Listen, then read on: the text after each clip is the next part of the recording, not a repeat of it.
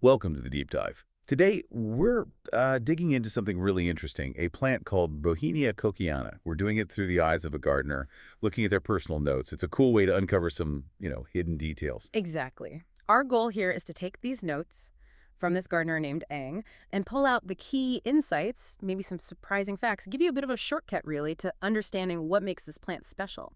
Right, and the source is Notes on Gardening, part 609. It's by Hmm. Ang, like you said. What's really neat is how Ang found this plant. It wasn't in a nursery or anything. It was somewhere totally unexpected. Adds a bit of story to it.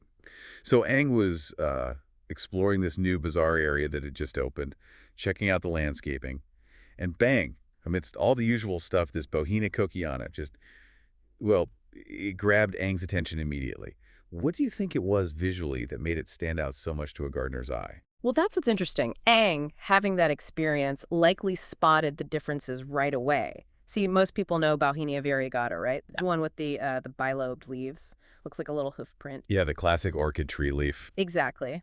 But this Kockiana is totally different. Its leaves are simple, they're ovate, maybe elliptic sometimes. They come to a long point at the tip, usually glossy green. And here's a key detail. Three really prominent veins running through them. That leaf structure is, well, it's a dead giveaway if you know what to look for. Huh. It's amazing how a leaf shape can be so distinct, like its own little signature, isn't it? And Ang also notes it's a woody perennial vine. What does that tell us about it compared to something more fragile? That's a good point. Woody perennial vine tells you it's robust, it's got staying power, it's not just here for a season and gone. It builds a strong structure, it climbs, it spreads, it suggests, real potential for growth if it's happy. Okay, potential for growth. But Ang noticed something about where this specific plant was put. Despite looking great, it was tucked away in a shady part of the complex. That must have set off alarm bells for Ang. Oh, absolutely. A gardener sees a sun-loving vine like this, potentially is, stuck in the shade, and they immediately think, that's not quite right. Aang suspected, quite rightly I think, that it wouldn't really thrive there. It might survive, look okay, but not reach its full, bushy, floriferous potential, like keeping a performance car stuck in first gear. Right, so it deserves better, Hmm. essentially. It needs a spot where it can really soak up the sun and show what it can do. Precisely. And Aang's notes give us the why.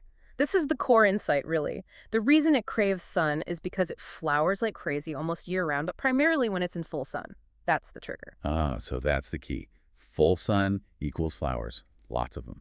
Continuously. Exactly, and that's the so what. For anyone growing it or even just admiring it, you want maximum beauty, maximum impact. You need to give it that sunlight.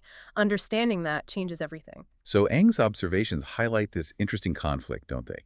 A beautiful plant, chosen for looks, but potentially put in a spot that holds back its best feature. The real takeaway is that its amazing flowering ability, that nonstop show, it's unlocked by sunlight. It's not just about unique leaves, it's about meeting its specific needs. It really makes you think, doesn't it? Right. And this applies more broadly, maybe something for you, the listener, to consider.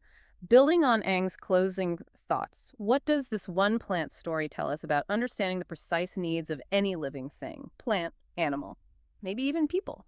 How does truly recognizing and providing that ideal environment transform something from just being there to actively flourishing, vibrant and full of life, like this Bauhinia with its endless blooms in the sun, something to ponder.